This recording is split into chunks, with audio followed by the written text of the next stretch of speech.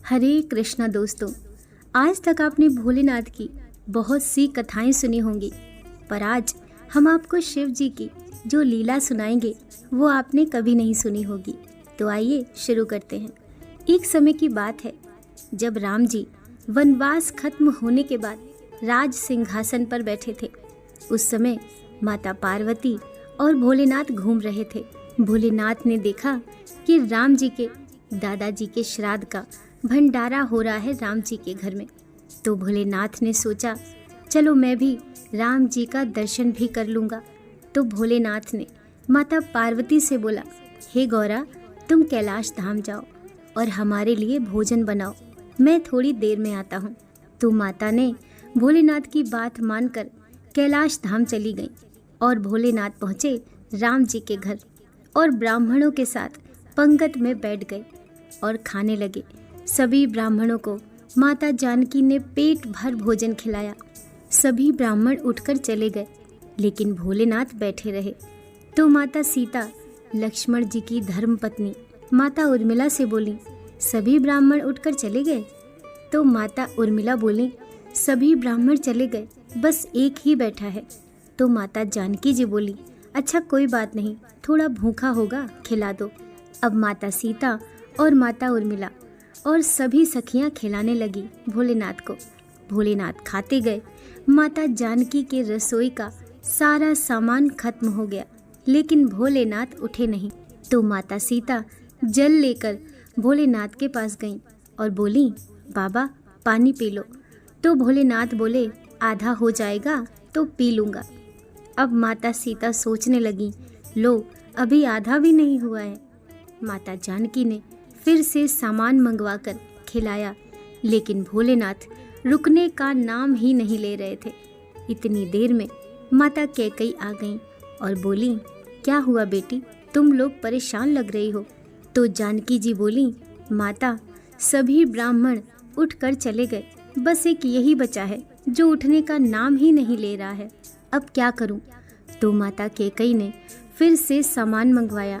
इतने में भोलेनाथ ने आवाज़ लगाई, लेते आओ माता, जोर की भूख लगी है। तो माता जानकी जी बोली, बाबा अभी तो आटा साना है, थोड़ा पूड़ी पका लेने दो, फिर लेकर आती हूँ। तो भोलेनाथ बोले, आटा ही लेते आओ। अब तो भोलेनाथ ने सब आटा दाल चावल सभी को रसोई घर में जाने से पहले ही बोरी को ही ख़त्म कर देते थे। माता सीता हार कर दौड़ी दौड़ी राम जी के पास गईं। तो राम जी बोले, क्या हुआ जानकी, इतनी परेशान क्यों हो। तो माता सीता बोली, सभी ब्राह्मण उठकर चले गए, लेकिन एक ऐसा ब्राह्मण बैठा है जो सब भंडार को ही खाली कर दिया। राशन मंगवा कर लाऊं तो रसोई में जाने से पहले बोरी को ही ख़त्म कर देते हैं। तो राम जी बोले, चलो मैं देखता हूँ कि कौन है। राम जी गए तो देखते ही पहचान गए, ये तो मेरे भोलेनाथ हैं। राम जी ने मन ही मन भोलेनाथ को प्रणाम किया और बोला, जानकी इसको कोई नहीं खिला सकता, इसको तो अन्नपूर्णा ही खिला सकती हैं। और राम जी ने मन ही मन माता पार्वती को बुलाया, माता थोड़ा आइए। तो माता पार्वती जी प्रकट होकर बोली, क्या हुआ राम, आपने मुझे याद किया। तो राम जी बोले, माता ये बाबा तो उठने का नाम ही नहीं ले रहे हैं, ज़रा देखिए तो।